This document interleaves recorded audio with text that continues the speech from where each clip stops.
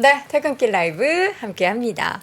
요 이제 진행자 자리에 딱 우리 3프로 세 분 중에 한 분이 계셔야 또 우리 시청자분들이 대부분 좋아하시는데, 제가 아무리 3프로 TV에 지금 3년 동안 열심히 해도 그 세 분의 자리를 메우는 거는 쉽지가 않습니다. 여러분, 정프로님 땡땡이 치시는 거 아니고요. 또 다른 열일을 하고 계시니까 또 3프로 관련한 일이고 여러분께 주말에 또 보여드릴 컨텐츠를 또 찍고 계시니까요. 조금만 양해해 주시기 바라겠고요.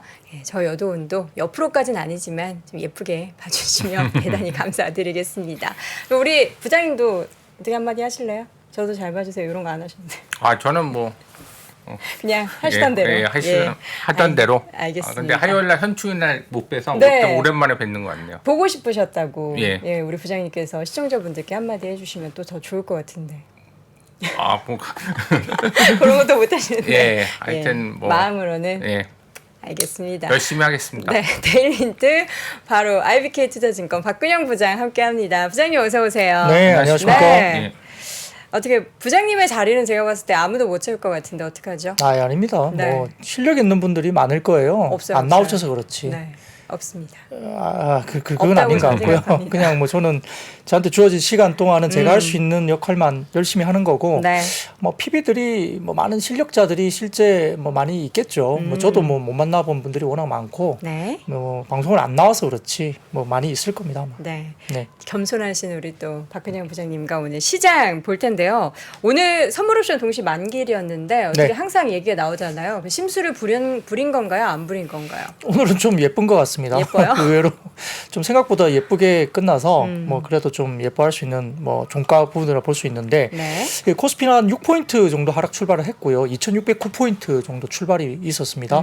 외국인들은 현물 매도와 선물 매수, 그리고 기관은 코스피 200 매수 출발을 했는데, 오전장에 이제 러시아에서 우크라이나가 암모니아 수송관을 폭파했다 이렇게 주장을 하면서 사료, 비료, 농업 관련된 뭐 테마주가 역시나 오늘 강세로 보였고요.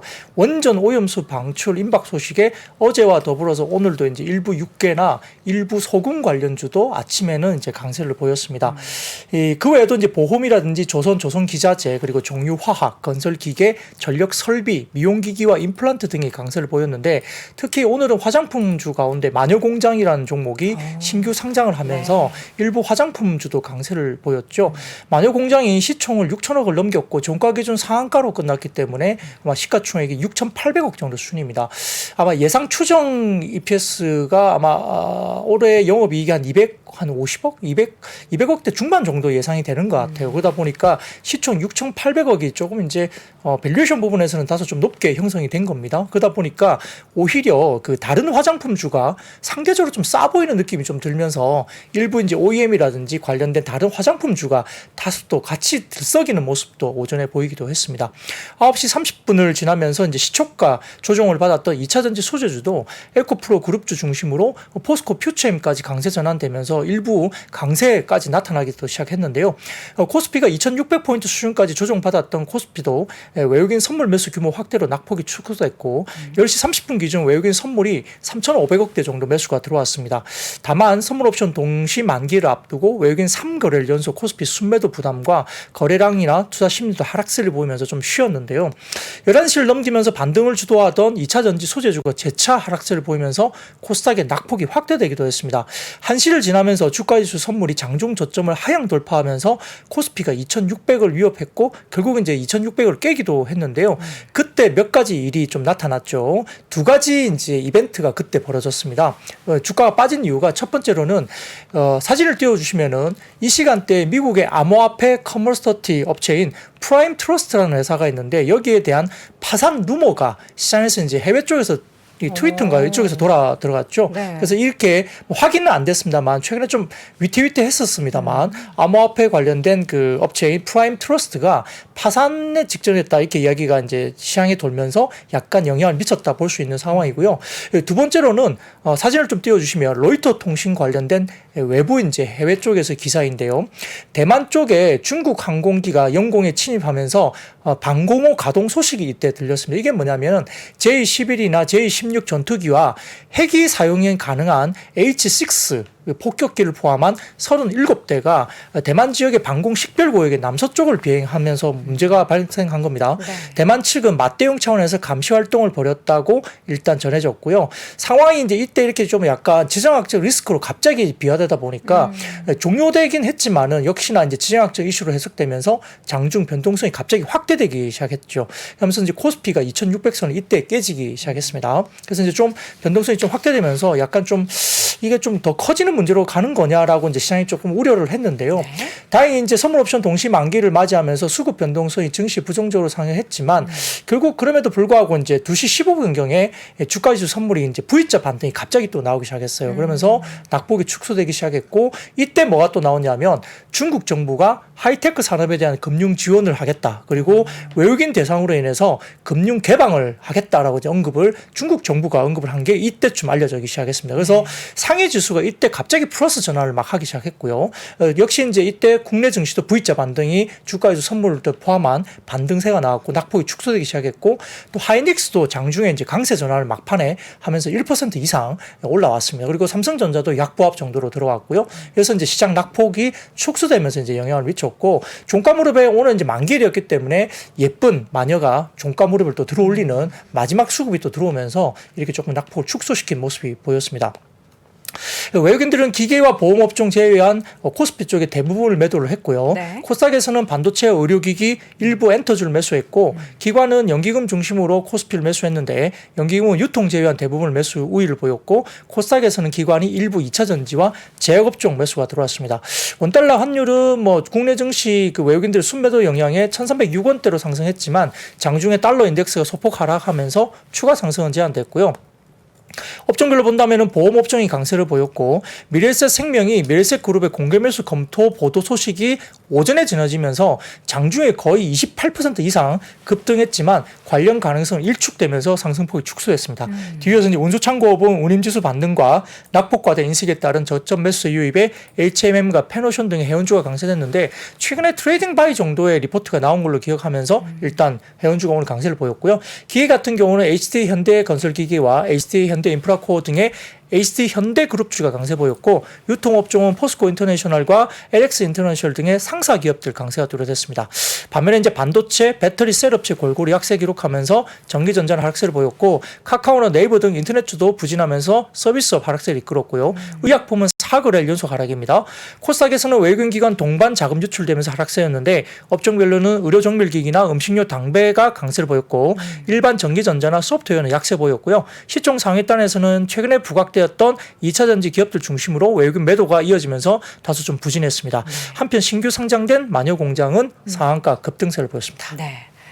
와, 오늘 이 주식시장을 이렇게 간단하게 한 번에 또 정리를 할 수가 있었고요. 사실 저는 2시 찍고 이렇게 급반등이 나온 이유가 굉장히 궁금해서 수급만 열심히 봤는데 또 그런 이슈가 있었는지 몰랐습니다. 또 우리 박근영 부장님이니까 이렇게 또 정리를 해주실 수 있는 거죠.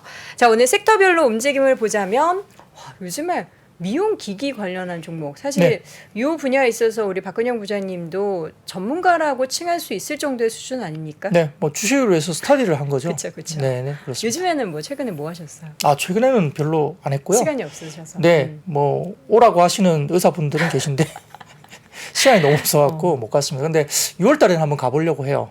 신제품들이 나왔기 때문에. 신제품이요? 네네, 그렇습니다.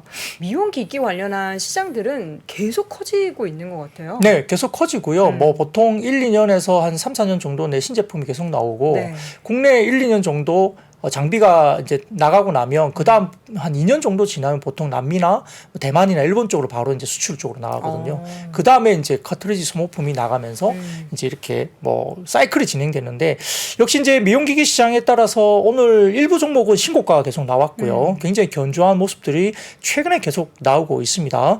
삼성증권에서 보고서가 나오기도 했지만 최근에 미용기기들이 아무래도 이제 성형 수요보다는 시술 수요가 더 많아지거든요. 네. 성형은 좀 부담스럽고 오랫동안 오랫동안 누워 있어야 되는 그런 표가 나는 거고 또 되게 위험성도 있기 때문에 표시가 안 나는 시술 쪽으로 많이 넘어갑니다. 그래서 병원 입장에서도 1년 전후의 기간으로 인해서 장비 도입 비용을 거의 회수했을 정도로 굉장히 회전율이 높습니다. 그러다 보니까 일반 피부과라든지 이쪽에서 미용기기 관련된 장비 도입이 상당히 강하게 나타나고 있는 상황이고요. 더군다나 이제 뭐 이런 그 기존의 보톡스 필러 등의 대표 시술들과 조합을 하면 환자들에게 뭐 포괄적인 안티에이징 서비스를 제공할 수 있다는 점에서 구조적인 수요 증가가 계속적으로 최근에 폭발적으로 일어나고 있습니다.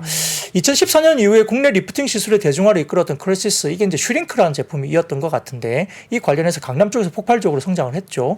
그 뒤에 이제 출시 이후에 1, 2년간의 공격적인 장비 도입, 그 다음에 고마진의 소모품 매출 발생을 통한 마진 상승이 공식화되어 있는 상황이고, 업체별로 영업이익률의 차이가 나는 것은 결국은 해외 집항만 구축을 위한 인건비 규모라든지, 그다음에 3, 4년 주기의 신제품 출시를 위한 R&D 비용이라든지, 신제품 출시 직후에 장비 보급을 위한 마케팅 비용 지출 등등에 기인하고요.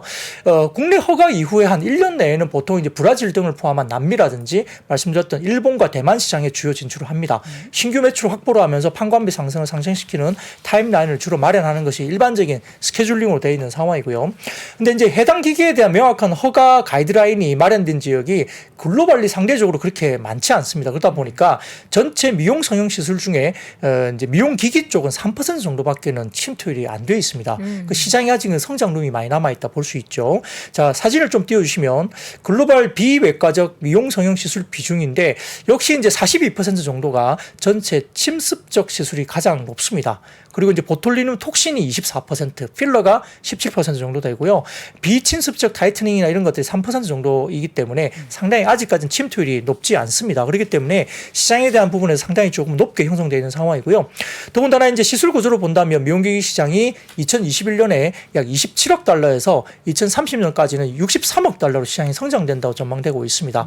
여기에 따라서 뭐 소모품 기반의 장비 보급이라든지 이런 빠른 소모품 매출 비중이 올라가는 종목들은 더 눈여겨봐야 됩니다. 왜냐하면 소모품 비중이 올라가면 영업이익률이 급격하게 올라가거든요. 그래서 이런 부분들이 결국은 상당히 좀 중요한 상황인데 삼성증권에서는 여기에 대해서 이제 탑픽으로서는 제이시스 메디칼과 원택을 뽑았습니다. 이제 소모품 매출 비중이 빠르게 올라가는 업종으로 종목으로 제이시스 메디칼과 원택을 뽑았고요. RF 신제품 출시라 이제 중국 시장 진출 관련된 뭐 클래시스나 레이저 중심의 포트폴리오 마련한 직판 미국 직판망을 갖고 있는 공급을 하고 있는 루트로닉 차선으로 제시를 했습니다. 그래서 이제 일부 종목들은 신고가를 뚫었고 일부 종목들은 신고가를 가기 위해서 준비를 하고 있는 상황인데요.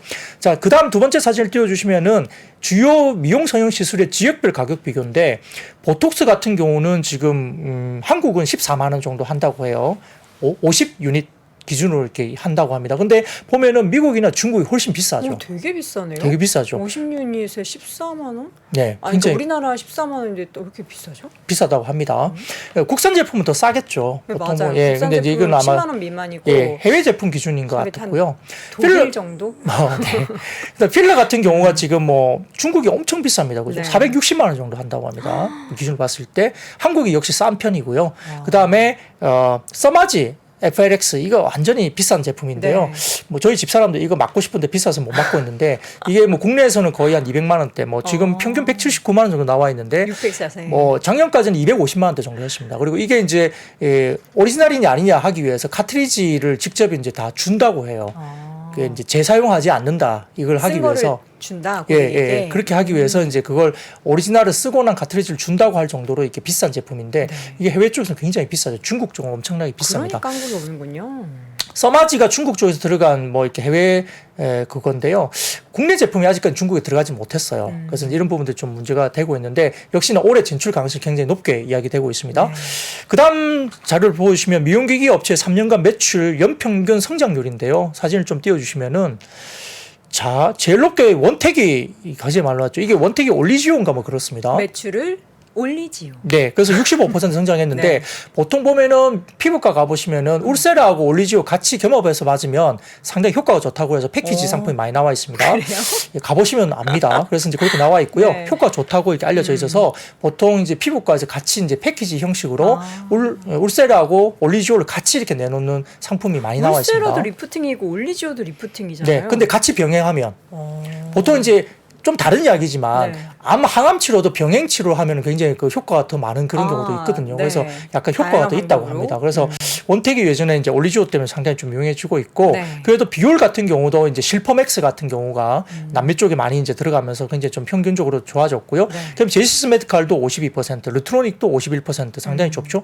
대부분 평균적으로 연평균 45% 성장률을 계속 보인다는 점에서는 상당히 지금 효과들이 좋아 보이는 모습이고 네. 크리시스도 최근에 신제품을 냈죠. 그러다 보니까 이제 마케팅으로 TV 보시다 보면은 그 이번에 그 뭐죠? 그 이번에 드라마 나온 게 있죠. 드라마요? 누가 나와요? 송혜교 씨 나왔던 그 주인공이 네. 송혜교 씨 더글로리? 네, 글로리. 네. 예, 그쪽에 나왔던 그 두 명의 여자 맞아요. 배우가 이제 맞습니다. 임지연 씨와 네네. 예, 요즘에 맞아요. 이제 그 선전을 합니다. 네, 그래서 두 분이 이제 모델이죠. 아마 클래시스 신제품 관련된 마케팅을 이제 공격적으로 이제 아마 공영 방송에서 이제 하는 것 같고요. 네. 그래서 제시스 메디칼도 이번에 써마지를 대체하는 덴서티라는 제품이 이제 이번에 허가가 나왔습니다.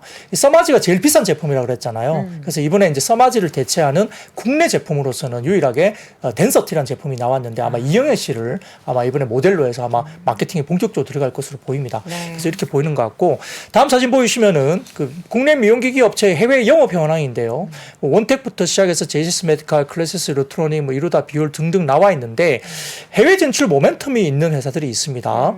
보면은 원택도 올해 중국 올리지오 허가가 예상된다고 나와 있고 제시스 메디칼도 포텐자 중국 허가가 나와 있는데 포텐자는 사이노쇼라는 글로벌 1위 기업에 대한 제품을 제시스 메디칼이 만드는 겁니다. 그래서 이제 이 포텐자는 이제 사이노쇼의 제품인데 제시스 메디칼이 만들어서 중국에 나가는 건데요. 아마 가능성이 굉장히 높게 형성되고 있는 상황인 것 같고 그 외에도 지금 비올 같은 경우도 뭐 올해 중국의 실퍼맥스 허가 관련된 부분도 진행한다고 이야기가 나와 있어서 중국 관련된 진출 관련된 이슈가 올해 하반기에 굉장히 몇 개 회사가 좀 주목을 받을 수 있기 때문에 국내 기업 중에서는 중국 허가가 이제 누가 최초로 받느냐 이게 굉장히 좀 주목을 받고 있는 상황이어서 이와 관련된 종목 뭐 아까 말씀드렸던 제이시스 메디칼이나 원택이나 뭐 비올 이런 종목도 좀 보셔야 될 것 같고요. 이런 부분들이 많이 터진다면 중국 시장에서 굉장히 좀 성장성이 크게 나타나겠죠. 그 다음 사진 보여주시면은 업체별 소모품 매출 비중 전망인데 이게 2019년부터 20년부터 24년까지 이렇게 나와 있는데 이 소모품 비중 관련해서는 이제 W 같은 경우는 이제 W가 제일 왼쪽에 있는 막대 그래프예요. 원택. 네, 그게 원택이고 그 다음에 회색 부분이 제이시스 메디칼 J이고요. 그 다음에 클래시스, 뭐 그 다음에 L이 이제 뭐 루트로닉, 그 다음에 I가 이루다 이런 형식으로 가는데 이 보시면은 오른쪽에 23년과 24년에 다소 좀 유달리 빨간색으로 표시된 회사들이 있죠. 네. 소모품 비중이 계속 올라가는 회사들입니다. 그 회사들이 보면은 제이시스 메디칼, 그죠? 그 다음에 그 중에 V, V는 비올. 비올이죠. 예. 그런 쪽에 관련된 올라가는 종목. 그러니까 새롭게 소모품 비중이 상승하는 기업에 주목하자면서 이렇게 막대 그래프 쪽에 빨갛게 이렇게 네모난 회사들이 있죠. 그런 종목들이 결국은 삼성증권에서는 제이시스 메디칼이나 그 다음에 비올이라는 이런 종목들 관련해서 소모품 비중이 상당히 많이 올라가는 종목들 중심으로 네. 좀 보자는 이야기를 하고 있는 것 같습니다. 네. 최근에 사실 이 종목 중에 신고가를 연이 경신하는 종목들이 참 많은데 실질적으로 실적이 뭐 계속해서 증가를 하니까 얼마나 더 추가적인 상승을 이어가게 될지를 좀 주목해 볼 필요도 있을 것 같습니다. 네, 뭐 사실 보면 뭐 아까 말씀드렸던 여러 가지 종목들이 신고가 나왔는데 네. 제이시스 메디칼이 신고가를 사실 못 냈어요. 좀 그래서 요새 많이 뭔가 이렇게 거론이 되더라고요. 네, 거론의 근데 이제 종목으로. 그게 왜 그러냐면은 임직원들의 오버행 이슈가 있었습니다. 그래서 이제 임직원들이 상장 전에 받았던 아주 저가의 물량들이 이제 최근에 계속적으로 오버행으로 나왔는데 거의 다 해소가 되는 분위기고 그다음에 100억 정도의 지금 현재 가격에서 자사주 매입을 계속하고 있어요. 거의 신고가 수준에서 자사주 매입을 하고 있기 때문에 100억 정도 자사주를 바치면서 주가가 더 별로 안 빠지는 것 같고요. 거의 오버행 이슈가 마무리되는 국면이기 때문에 아마 저는 개인적으로 뭐 하반기에 중국 진출 관련된 이슈가 좀 벌어지면 아마 좀 돌파를 하지 않을까 생각이 들고 있습니다. 이 소모품들이 많아지면 많아질수록 영업이익률은 굉장히 가파르게 오른다는 게 포인트라고 볼 수 네, 있겠네요. 그렇죠. 근데 이제 뭐 미용기기는 국가나 대륙마다 다 특성이 많습니다. 한국 분들은 이게 침습에 대해서 되게 잘 참는다고 알려져 있고요. 여성분들이. 네. 근데 일본은 침 찌르면 아주 난리가 난다고 해서 침습 관련된 건 절대로 거의 못합니다. 그러니까 비침습이나 뭐 최소 침습으로 넘어가기 때문에 그런 게 또 중요하고요. 또 남미도 다르고 되게 각각 미용기기마다 그 지역별로 다 이렇게 전략을 또 짜야 되기 때문에 굉장히 좀 그런 것들이 전략적으로 굉장히 좀 중요하게 어떤 라인업을 갖고 있냐도 되게 중요하죠. 알겠습니다. 또 이제 관련한 전문 분야 미용 기기 쪽 최근에 또 좋아서 관련한 이야기를 또 자세하게 나눠봤고요. 이번에는 원전 관련한 종목들이 오늘 또 크게 올랐죠. 네, 뭐 역시 이제 바이든 정부가 뭐 SMR 소형 모듈 원전을 포함한 원자력 발전 관련해서 그 역할을 강조하고 있다 이렇게 NH투자증권에서 보고서가 또 나왔고요. 미국 에너지부에서 발간된 보고서에 따르면은 미국이 2050년까지 신규 원전 200기가와트를 건설할 목표로 세우고 있다라고 밝혔습니다. 결국은 한국이 이런 뭐 미국과 같이 갈 수 있는 유일한 국가라고 볼 수밖에 없죠. 그런데 이제 결국은 협력 관계도 있지만 지금 웨스팅하우스하고 한국전력 사이에 약간의 또 분쟁이 있잖아요. 그렇죠. 그래서 이런 부분들에 대한 부분들이 원만한 합의가 이루어질 것으로 감안한다라고 또 NH투자증권에서는 좀 긍정적인 전망을 내놓았습니다. 그래서 하반기 원전 산업에 대한 관심이 역시 필요한 상황 아니냐라고 이야기를 하면서 원전 관련주가 좀 일부 올랐는데요. 그 가운데 이제 LS 일렉트로닉이라는 종목이 또 오르기도 했는데 LS 일렉트로닉은 약간 다른 이슈가 또 있었습니다. 그 북미 법인 자회사인 LS 에너지 솔루션이라는 회사가 있는데 미국의 ESS 시장에 대한 보폭을 확대한다는 소식과 더불어서 10메가와트 사업을 수주했다는 이야기가 나오다 보니까 LG 일렉트로닉이 관련된 부분에서 또 주목을 받았다 볼 수 있습니다. 네. 자, 이어서는 보험주가 오늘 업종 가운데 가장 크게 올랐습니다. 네, 사실 이제 보험주가 최근에 또 빠지기도 했습니다. 왜냐하면 IFRS 17 관련된 재무제표에 대한 가이드라인이 별로 없었기 때문에 약간 불확실성이 대두되면서 최근에 좀 주가가 빠졌었는데요. 자, 사진을 띄워주시면은 이게 하나증권에서 나온 금융위원회에서 발간된 그 IFRS 17 하에 재무제표 관련된 가이드라인 제정과 관련된 내용을 정리를 한 표입니다. 뭐 내용을 쭉 그냥 편하게 읽어보시면 될 것 같고요. 이와 관련해서 이제 좀 간략하게 말씀드리면 결국은 재무제표 신뢰도 저하에 대한 우려 때문에 금융당국이 이 계리적인 가정에 대한 산출 기준을 제정을 했고 이 부분에 가이드라인을 제시를 이렇게 한 겁니다. 계속적으로 가이드라인이 나온다고 이야기됐지만 어쨌든 각각의 항목마다 가이드라인이 제시가 된 거고요.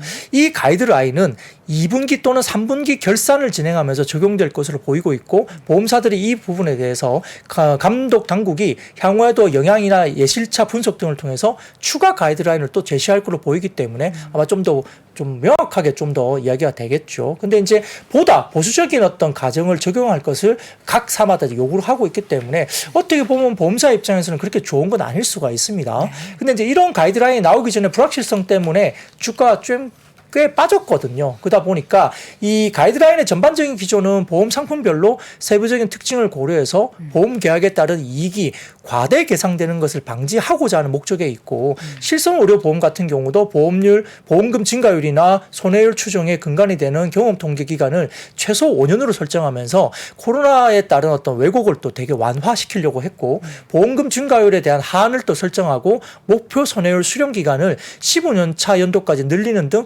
기존보다 좀 더 보수적인 가정을 계속 적용하겠습니다. 그렇지 않으면은 이익단이 상당히 부풀려서 계상되는 상황이 생기기 때문에 이걸 또 보수적으로 계속적으로 하게끔 적용을 요구를 한 거죠. 그러다 보니까 보험사의 어떤 이익에 대한 눈높이가 손해보험사 위주로 기존보다 더 낮춰줄 수밖에 없는 상황으로 되기 때문에 어떻게 보면 악재가 될 수는 있겠지만은 단기적으로는 불확실성이 어느 정도 해소됐다는 점에서는 일단은 이제 주가들이 좀 상방으로 튀어오른 거죠. 다만 뭐 이익 훼손을 고려한다 하더라도 이 가이던스가 굉장히 보수적이긴 하지만 업황과 자본들을 고려했을 때 우리가 가장 이제 보험사 중에서 가장 중요한 것은 배당금이거든요. 투자의 지표에 보험금이 이게 관련된 배당금일 수 있는데 업황과 자본들을 고려했을 때는 연말 배당 지급에는 큰 무리가 없을 것으로 하나증권에서 또 이제 관련된 이야기를 했기 때문에 결국 이런 것들이 큰 근간에서는 이제 투자 지표에서는 크게 무리가 없다는 점에서는 어느 정도 이제 좀 불확실성이 해소됐다는 점에서 다소 조금은 주가들이 반등이 나왔다 이렇게 볼 수 있습니다. 자, 이어서는 애플 비전 프로 관련해서 뭐 계속해서 뭐 외신도 그렇고 우리나라 언론도 그렇고 이게 뭐 여러 가지 좀 비판적인 시각들도 있죠. 그러면서 좀 관련주들이 하락을 했다고 하는데 이건 사실 어제도 좀 비슷한 움직임들이 보였었죠. 맞습니다. 뭐 관련주들이 기대감이 얼마나 있었는지 모르겠지만 아무튼 좀 비전 프로에 대한 가격이 너무 비싸다. 그리고 이제 착용 시에 무게감 등이 있고 그리고 또 뭐 이렇게 그 전부 다 이제 충전을 했을 때 한 2시간 정도밖에 못 쓰잖아요. 그러면 계속 뭔가를 꽂고 있어야 되는데 아직까지는 불편하겠죠. 그러다 보니까 대중화에 좀 어려움을 겪는 것이 아니냐 비판이 제기되고 있는 상황이고 뭐 최저 가격이 $3,499니까 우리나라 돈은 한 450만 원 정도. 그러면 웬만한 LCD 80인치 한 서너 대 정도 사는 TV를 한 서너 대 정도 살 수 있는 가격이죠.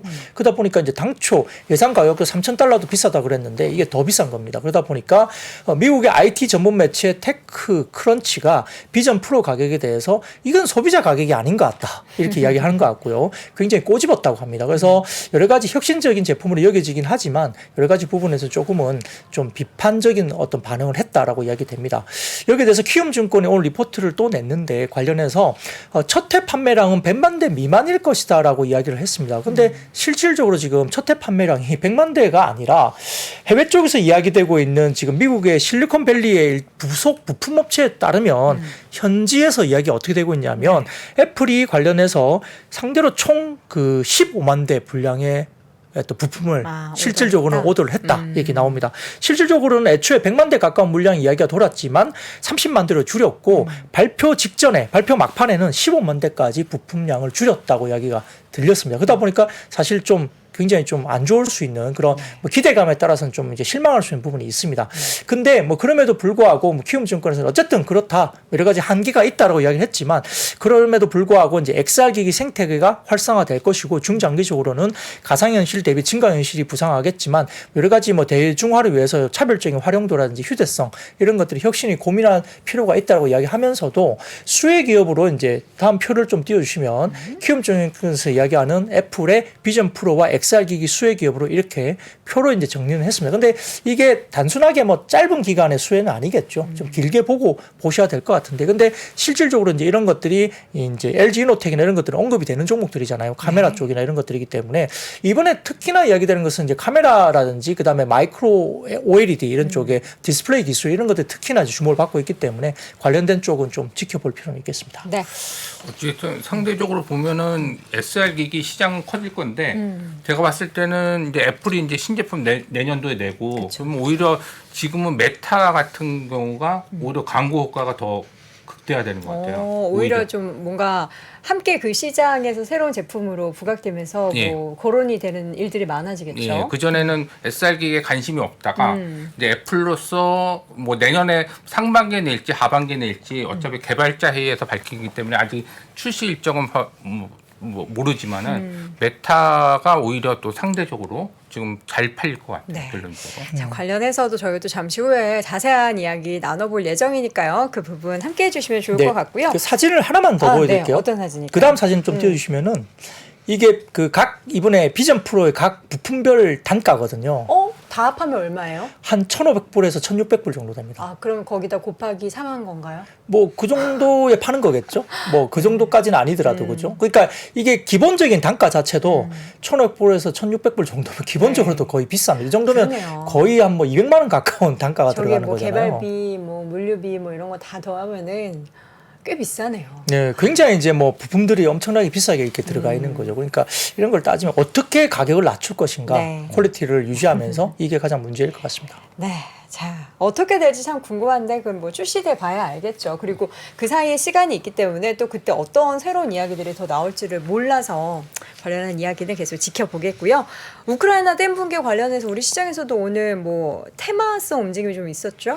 네, 역시 이제 뭐 한쪽에서는 뭐 댐 붕괴되고 막 폭탄 날리고 막 이러고 있는데 한쪽에서는 재건 이야기 나오고 이게 좀 앞뒤가 안 맞는 걸 수도 있겠지만 뭐 주식시장은 그 뉴스에 또 반응을 희한하게도 합니다. 네. 이 현실과 괴리가 있겠지만은 주식시장은 또 반응을 수급적인 측면에서 테마성 수급들이 몰리기 때문에 그러한데요. 일단은 현지 시간으로 5일 우크라이나 카호우카 댐 붕괴로 전 세계 식량난이 또 심화될 것이다. 그리고 사진을 보니까 한 3m 높이로 물이 막 차가지고요. 집들이 이렇게 침수되어 있는 모습이 보이더라고요. 마을이 엄청나게 침수가 됐다고. 네, 그래서 이제 그게 또 이 물들이 이렇게 또 지원이 안 되면 그쪽에 이제 원전 지역에 용수 공급이 또 안 될 가능성도 있다고 굉장히 우려가 있어서 그러면 이제 원전 사태가 좀 뭔가 또 부각될 수 있지 않느냐는 우려도 있지만 아직까지는 거기까지는 아니라고 하는데 아무튼 이런 댐 붕괴 때문에 파괴된 댐이 세계 3대 곡창지대가 있는 우크라이나 남부와 식수에 뭐 농업수를 공급해 왔다고 알려지는데 댐이 폭파된 지역에서는 앞으로 3년간 농사를 못 짓는다고 합니다. 네. 그러다 보니까 이제 그 유엔 식량 계획 그 세계 식량 계획 독일 담당 사무국장이 이번에 이제 대규모 홍수로 새로 심은 곡물이 다 파괴됐고 우크라이나 곡물이 이제 기아에 시달리는 뭐 여러 가지 부분에서 좀 문제가 된다고 보이는 거죠. 그러다 보니까 다소 조금은 곡물 가격에 대한 상승 우려가 또 생기기 시작했어요. 최근까지는 곡물 가격이 어느 정도 이제 밀이나 팜유 같은 게 다 하향 안정세가 되게 됐었고 그나마 이제 슈퍼 엘니뇨 이슈 때문에 뭐 설탕하고 그다음에 커피 종류가 좀 가격이 올라간다 이런 이야기가 있었지만 나머지들은 좀 빠지는 국면이었거든요. 근데 이번에 댐 붕괴 사태 때문에 약간의 뭐 밀이라든지 이런 가격들이 또 올라갈 것이 좀 우려되는 상황이기 때문에 향후 추이를 좀 지켜봐야 되겠습니다. 그래서 오늘은 일단 이런 부분들 때문에 뉴스 플로우 따라서 이제 관련된 비료, 사료, 농업, 음식용 관련된 테마주가 주가가 좀 올라왔다 이렇게 볼 수 있습니다. 자, 이어서는 밤사이에 뭐 미국 시장에서도 그랬지만 우리나라도 뭐 기술주, 인터넷 이런 종목들이 좀 하락을 보였어요. 네, 역시나 이제 뭐 호주 중앙은행도 시장 예상과 달리 깜짝 금리 인상에 나섰고요. 네. 캐나다 중앙은행도 추가 금리를 인상을 단행했기 때문에 페드가 6월에 금리를 동결할 가능성은 여전히 높게 형성돼 있지만 역시 이제 금리 인상에 대한 우려가 조금 더 커졌습니다. 근데 아마 캐나다나 호주하고 미국하고는 아마 CPI 관련된 분위기가 전혀 다른 걸로 저희는 자료를 받고 있습니다. 그렇기 때문에 캐나다나 호주는 여러 가지 CPI, MOM 월별로의 증가치가 상당히 높게 지금 형성되고 있기 때문에 미국하고는 상황이 전혀 다릅니다. 그렇기 때문에 캐나다하고 호주가 올렸다고 해서 미국이 올라간다 보시면 좀 힘든 그건 아닌 것 같습니다. 다만 이제 지금 미국 시장에서도 이번에 6월 달에는 금리 동결 이후에 7월, 8월에 금리 인상 가능성이 조금 더 높게 형성되어 있긴 합니다. 그 부분은 한두 달 조금 지나봐야 될 것 같지만 아무튼 캐나다와 호주와 그다음에 미국과의 어떤 현재 물가 지수는 상당히 다른 국면이라고 제가 말씀을 꼭 드리고 싶고요. 그와 관련된 자료들은 지금 데이터 분석이 나오고 있습니다. 이에 따라서 이제 일부 페드의 추가 금리 인상 우려가 좀 불거지면서 지난밤 뉴욕 증시에서도 기술주 중심의 나스닥 지수가 1% 넘게 하락세를 보였고요. 필라델피아 반도체 지수도 빠졌죠. 그리고 AMD 같은 경우도 5.15% 빠졌고 마이크론 테크놀로지도 마이너스 0.71% 그리고 엔비디아도 3% 넘게 빠졌고 퀄컴도 마이너스 1% 빠졌습니다. 그래서 일부 이제 반도체 관련주가 하락세를 보였는데 거기에다가 성장주로 보이는 카카오나 네이버 등의 인터넷 대표주도 다소 좀 성장 국면에서 좀 빠졌고요. 뭐 SK이노베이션이나 LG에너지솔루션 등의 2차전지 셀 업체도 빠졌고 소재 업종들도 오늘 괜찮다가 주가가 좀 빠졌습니다. 그런 부분들이 영향을 미쳤는데요. 근데 이제 하이닉스는 오늘 올랐죠. 네. 1% 이상 올라왔기 때문에 좀 더 뭐 반도체주가 다 빠졌다 이건 아닙니다. 거기에다가 일부 이제 지금 오늘 삼성 파운드리 관련주라든지 그다음에 후공정 관련 오사트라 OSAT 오사트 관련된 후공정 관련주가 상당히 좋은 종목이 많았는데요. 네. 그 이유가 일부 있었습니다. 특히 이제 그 가운데서 하나마이크론이라든지 SFA 반도체, 그다음에 두산 테스나 이런 종목들은 아주 강세를 보였는데 이제 버프라는 플랫폼에서 이 관련된 자료가 좀 이야기를 한 것 같습니다. 관련해서 이제 두 가지 정도로 이제 결합되고 있다고 이제 주장을 했는데요. 첫 번째로는 삼성전자가 현대차의 차의 두뇌 칩 해당되는 어떤 그 프로세스를 일단 첫 공급을 했다. 이겁니다. 결국은 엑시노트 오토라는 이름의 차량용 AP를 2025년 목표로 이제 현대차에 공급한다는 겁니다. 그래서 이 차량용 반도체 관련된 부분들이 두드러지게 나타나는 거고요. 역시 이제 차량 인포테인먼트 프로세서로서 운행 관련된 정보라든지 고화질 엔터테인먼트 비디오 게임 처리와 관련된 부분이 있는데 삼성전자가 현대차에 이번에 그 차량용 AP 공급을 이번이 처음입니다. 그러니까 굉장히 좀 의미가 있는 것이죠. 그래서 이런 부분들이 관련된 뭐 삼성 파운드리라든지 그 다음에 차량용 반도체 관련 쪽이 불거지면서 반도체 관련된 섹터 중에 이와 관련된 종목들이 움직였다 볼 수 있는 거고 더군다나 6월 27일 날 미국의 캘리포니아에서 산호세 지역에서 이제 삼성 파운드리 포럼이 개최될 것으로 보이고 있고 7월 4일에도 한국 서울에서 삼성 파운드리 포럼이 이제 개최됩니다. 그러다 보니까 파운드리 관련된 쪽에 상당히 좀 반도체 기술 전쟁과 관련된 포럼장에서 고객사 관련된 모집이 상당히 좀 사활을 걸고 많이 이루어지지 않겠느냐라고 어떤 시기적인 스케줄적인 어떤 이벤트도 있다라고 이야기를 합니다. 사진을 좀 띄워주시면은 차량용 반도체 시장 규모에 대해서 나와 있는데요. 역시나 여러 가지 부분에서 차량용 반도체도 상당히 좀 커지는 부분이거든요. 그래서 삼성전자가 이제 현대차와의 협업한다, 전장 사업에 협업한다는 쪽에 의미가 있다 보면서 그런 관련주들이 움직였다 볼 수 있습니다. 더군다나 이제 그 가운데에서 AI 관련된 이 관련된 부분에 DDR5 관련주도 오늘 주가가 갑자기 또 튀어오르기 시작했습니다. 네. 관련해서 아까 말씀드렸듯이 삼성 파운드리 관련된 밸류체인 주가 상승과 더불어서 특히나 하나마이크론 주가가 올라갔는데 강세 원인이 하나마이크론 쪽에서 고객사 쪽에서 DDR5 가이던스에 대한 톤업 이야기가 나오고 있다라고 시장에서 알려졌습니다. 그러다 보니까 이제 DDR5 물량이 예상보다 빠르게 증가하고 있다라는 이야기가 나오면서 이 아이디어에 수요를 받은 뭐 아비코 전자라든지 TLB 이런 종목들이 주가들도 같이 튀어 올랐는데 사실 아비코 전자 같은 경우는 오늘 오전장만 하더라도 주가가 마이너스 4, 5% 빠졌거든요. 근데 종가 무렵에 플러스 4% 이상 또 주가가 올라왔습니다. 그러다 보니까 이와 관련된 하나마이크론 쪽이 주가가 오르면서 고객사 쪽에서의 DDR5 가이던스가 톤업되는 분위기로 나온다라는 이야기가 시장에 장중에 흘러내면서 DDR5 관련된 일부 개별 종목들이 올라왔는데요. 근데 참고로 말씀드리자면 아비코 전자는 저도 이제 탐방도 갔다 오고 만나봤는데 2분기 실적이 다소 좀 톤다운 됐습니다. 왜냐하면은 삼성전자가 이제 다소 감산 컷을 했잖아요. 그러다 보니 그 영향 때문에 1분기 정도 수준 정도의 아마 실적을 좀 예상하는 것 같아서 회사 측에서는 2분기에 대한 실적 가이던스를 다소 좀 톤다운 계속 하고 있기 때문에 주가가 다소 좀 빠르게 올라가는 것을 좀 부담스러워하는 것 같고요. 대신에 이제 그 이번 5월달, 6월달 정도에 DDR5 메탈 파워 인덕터가 만약 승인이 나면 새롭게 신규 증설과 관련된 부분들이 따로 또 있다고 합니다. 그렇다면 그와 관련된 셋업 시장이 한 6개월 정도 걸린다고 해요. 그러니까 실질적으로 아마 2분기 말에 메탈 파워 인덕터 관련된 셋업이 승인이 된다 하더라도 6개월 정도의 설비 투자 셋업이 되면 12월 정도야 돼야 본격적인 가동이 들어가는 물량이 나온다 하거든요. 그러면 이제 내년 정도 돼야지 DDR5 관련된 어떤 영향이 있다고 해요. 회사 측에서 설명은 그렇습니다. 그러다 보니까 기대감 때문에 먼저 올라갈 수는 있지만은 올해부터 실적단은 그렇게 올라오지 않는다 이야기였고요. 하반기는 상반기보다는 좀 좋아지지만 실질적인 DDR5 관련된 실적 성장세는 내년부터 나온다는 점에서는 조금 참고하실 필요가 있겠습니다. 네.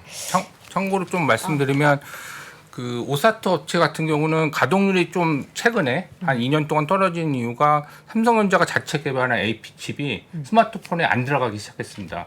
여러 가지 문제가 있어서 그래서 퀄컴 칩으로 들어가기 시작하면서 자체적으로 가동률이 떨어졌는데 아까 이제 2025년부터 삼성전자가 개발한 칩에 대해서 이제 현대차에 들어간다니까 그런 소식 때문에 오사트 업체가 올랐고 참고로 삼성전자가 열심히 노력해서 2024년부터는 자체 개발 칩으로 들어가기 위해서 노력한다고 하니까 네. 오사트 업체는 이제 하반기 그리고 내년도 상반기에는 좀 가동률이 올라갈 수 있는 그런 부분이 있으니까 좀 눈여겨서 보시면 될 것 같습니다. 네, 알겠습니다. 네, 여기서 앞서 잠깐 언급해 주셨던 우크라이나 지금 여전히 전쟁이 펼쳐지고 있는 가운데 재건 얘기는 계속해서 나오고 있는 것 같습니다. 네, 아까 뭐 댐도 무너지고 뭐 또 드론 공격을 통해서 미사일 공격도 한다 그러고 뭐 또 원전도 용수 공급이 안 되면 또 우려스럽다 이야기도 막 나오는데 뭐 한쪽에서는 계속 원전 이야기를 내고 있기 때문에 약간의 뭐 그렇죠 뭐. 외국 사람들이 볼 때는 이제 우리나라 한국 같은 경우도 북한하고 전쟁하고 있다고 생각하는 그렇죠. 사람들이 꽤 많다고 들리기도 했잖아요. 네. 그래서 한국이 뭐 안전하냐 이렇게 물어보는 사람도 많다는데 저희 입장에서는 사실은 동해안으로 뭐 미사일 발사 뭐 이벤트가 나와도 저희는 그냥 평소 시점처럼 똑같이 생활을 하고 있잖아요. 지난주에는 조금 무섭긴 했어요. 새벽에 막 경보 올렸어요. 갑자기 좀 그렇긴 그렇죠. 하죠. 네. 뭐 그렇긴 한데 아무튼 뭐 좀 이제 우리가 저도 이제 우크라이나 이런 현장을 못 가봤기 때문에 현실적으로 어떤 정도의 전쟁에 대한 체감을 할 수 있을지 저는 알 수는 없는 상황이고 근데 외신에서 보도가 되는 거 보면은 아주 그렇게 평화로운 분위기는 아닌 것 같아요. 그렇죠. 뭐 댐도 무너지고 막 아직도 미사일 공격을 하고 막 그러고 있기 때문에 원전 이슈가 좀 더 불각되는 부분 정도까지 간다고 하면 재건 이야기는 조금 빠른 것이 아닌가 싶기는 합니다. 다만 여러 가지 부분에서 이제 경제협력기구 OECD가 러시아의 침공에 맞서고 있는 우크라이나 개혁과 재건을 돕는 4년짜리 국가 지원 프로그램을 가동할 것으로 이제 언론에서 보도가 나왔습니다. 네. 그래서 해당 프로그램이 우크라이나의 재건과 복원에 초점을 맞추면서 제도도 손보고 부패도 척결하고 국민을 위한 장기적인 복지의 토대를 마련한다는 내용이 담겨져 있다. 이렇게 이야기가 나온 것 같습니다. 근데 이거는 사실은 좀 아직까지는 좀 너무 이게 뭐랄까 너무 긍정적인 어떤 뭐 그 기본적인 이야기로서만 나오는 거기 때문에 구체적인 게 하나도 없어요. 네, 실질적으로는 조금 재건 이야기는 좀 이런 감이 있지 않을까 생각도 듭니다.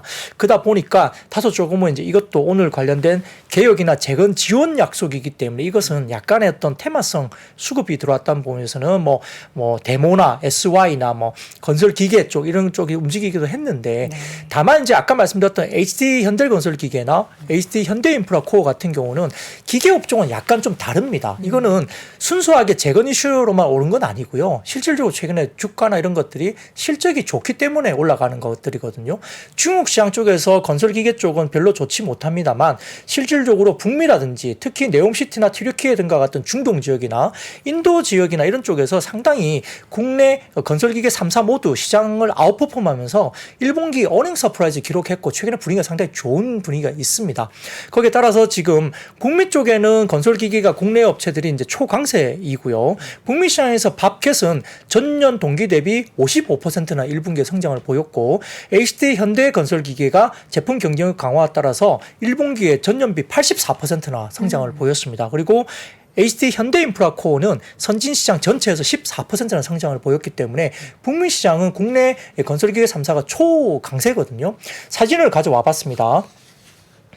이게 이제 다올투자증권에서의 자료인데요. 네. 선진시장 중에 미국 쪽에서의 국내 건설기계의 전년비 성장률입니다. 이게 보시면은 약간의 그 회색 부분이 보이는 게 HCE가 뭐냐면 HD 현대건설기계를 나타낸 이야기인데 84% 성장을 했죠.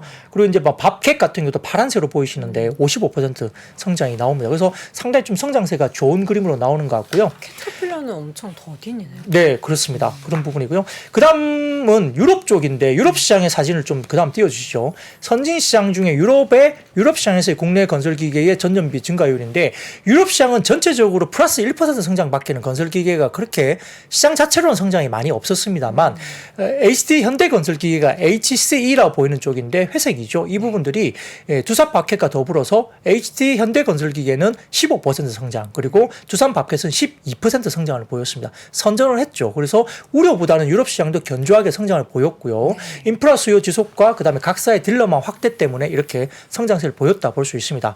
그다음에 마지막으로 신흥시장인데요. 보여주시면은 신흥시장의 전년비 성장률인데 HD 현대건설기계 HCE라 보이는 쪽은 플러스 7% 성장에 좀 그치면서 약간의 신흥시장에서 좀 아쉬운 부분이 있었습니다만 HD 현대인프라코어 이게 이제 HDI라고 형성되어 있는 부분인데 무려 25%나 성장했거든요. 그래서 양사 모두 사우디 네옴시티 효과가 이제 막 시작했다라고 1분기 실적에서 이야기를 했기 때문에 상당히 지금 아까 말씀드렸던 북미 시장이 초강세이지만 뭐 신흥시장과 그다음에 선진시장의 유럽 시장에서 상당히 견조한 고른 성장세가 상당히 폭발적으로 나오고 있다는 점. 중국은 좀 아직까지는 아쉽습니다만 여러 시장에서 좀 형태적으로 실적이 굉장히 견조하게 나오고 있다는 점 때문에 건설기계 업종들이 상당히 좀 좋게 올라가고 있다는 점도 보이고 있습니다. 네. 참고로 보면 캐터필라는 워낙 그 점유율이 크고 그래서 매출액이 크기 때문에 오히려 그 캐터필라를 빼고 성장률을 비교하는 게 많고 네. 그 미국에서 캐터필라의 시장 점유율이 엄청나기 때문에 그렇겠죠.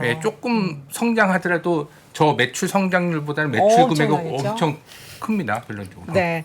캐터필러가 좀 상대적으로 좀 적어서 왜 그런가 했더니 그 금액 자체를 따져보면은 엄청난 금액이다. 그러니까 퍼센테이지는 뭐 우리나라 기업들이 높더라도 금액으로 보면은 비교할 수 없을 정도겠죠. 참고로 그 전 세계 그 점유율 MS가 캐터필라가 1위고 밥캣이 10위이고 네. 두산 그러니까 현대 현대 인프라코어가 인프라코어가 26인가 정도 되고 차이가 건설기계도 많네요. 한 20몇인데 그 10위부터 차이가 많이 나요. 아, 1위부터 10위까지 매출 하고 단위가? 예, 예. 아, 그렇군요. 그래서 그렇게 좀 참고하시면 될 것 네, 같습니다. 우리 또 부장님이 계속해서 이렇게 코멘트 해주시는 거 너무 좋습니다. 자, 이어지는 섹터는 애플페이. 이제 현대카드 말고 다른 것도 되는 거예요? 네, 오늘 이게 갑자기 오후 시간대에 이제 이야기가 나오면서 튀어오르기 시작했는데 급등세가 보이는 몇몇 종목이 있었죠. 네. 그래서 이제 그 애플페이의 KB, 신한, 우리 금융지주가 이제 일단 합류 소식이 들렸습니다. 그래서 3대 금융지주 모두가 이제 애플에 동참을 하기로 됐는데 기존의 현대카드 한 곳에서 주요 금융권이 합류했다는 게 의미가 있는 겁니다. 애플페이 새 파트너로 신한카드 그리고 KB 국민카드 그다음에 우리카드 프로세싱 대행을 뭐 BC카드가 한다고 합니다. 우리카드 같은 경우는 뭐 그렇게 해서 전격적으로 이제 애플페이에 합류를 했다 소식이 전해졌고요. 금융지주의 어떤 뭐 지원 때문에 뭐 현대카드에 이어서 두 번째 애플페이 문호가 열린 점에서 굉장히 좀 의미가 있다라고 오후장에 이제 이게 뉴스가 나오면서 관련 종목으로 언급되는 종목들은 에이텍 모빌리티라든지 하잉크 코리아라든지 한국정보통신 이런 종목들이 언급이 되면서 주가가 일부 급등세를 보이기도 했습니다. 네. 가상화폐 시장은 요새 이제 거래소 관련해서 좀 소송 소식도 있고 별로 좋지 않은 것 같아요. 근데 또 비트코인 가격은 그렇게 꺾이지는 않아요. 네, 뭐 많이 꺾이지는 않는데 네. 아까 장 초반 이제 시장 전체적으로 읊어드리면서 일부 이제 가상화폐 관련된 어떤 뭐 기업이 뭐 파산 관련된 이슈도 네. 해외 쪽에서 루머가 돌았다라는 이야기도 드렸지만은 여튼 뭐 외신에 따르면은 미국의 증권거래위원회가 바이낸스 불법 해외 유출을 포착한 것으로 전해지면서 이 관련된 여러 가지 부분에서는 뭐 미국 은행 두 곳을 이용해서 수십억 달러를 전 세계로 뭐 옮겨놓았다 이런 뭐 이야기를 하는 것 같습니다. 그래서 이와 관련된 부분에서는 뭐 투자자 자금 사취 그리고 각종 자금의 부적절한 혼합, 미등록 브로커 등의 협의로 워싱턴 DC 연방법원에 제소를 한 바가 있습니다. 이 관련해서 이제 뭐 여러 가지 뭐 투자자 보호를 위한 공개 의무들을 회피했다 이렇게 제소를 한 것 같고요. 이런 부분들 때문에 또 이제 아까 말씀드렸던 호주나 그다음에 캐나다 쪽에서 중앙은행이 또 금리 인상까지 깜짝 실행을 했기 때문에 네. 뭐 긴축주가 이제 이야기가 나오면서 가상화폐 가격은 역시나 좀 악재로 작용했겠죠. 그러다 보니까 코인마켓캡에서 오늘 오후 2시 기준으로 비트코인 가격은 전일 대비 2% 정도 하락세를 보였고요. 국내 암호화폐 거래소 빗썸에서는 3,490만 원 선에서 그때 당시 뭐 움직였습니다. 근데 뭐 가격적으로 보면 그렇게 급락을 한 것은 아닙니다. 근데 이제 역시나 아까 말씀드렸던 미국의 가상화폐 관련된 규제라든지 긴축 우려 이런 것들이 가상화폐 관련 주로서는 조금은 부정적인 이슈가 뭐 부각됐다 이렇게 볼 수 있습니다. 네. 마지막 섹터는 뭐 이걸 CCTV 관련주라고 해야 되나요? 네, 그렇습니다. 실제 지금 언론에 따르면은 영국이 중국과 관련한 안보상의 오류를 이유로 민감한 국가 시설에서 중국산 감시 장비를 철거하기로 이렇게 발표가 나왔습니다.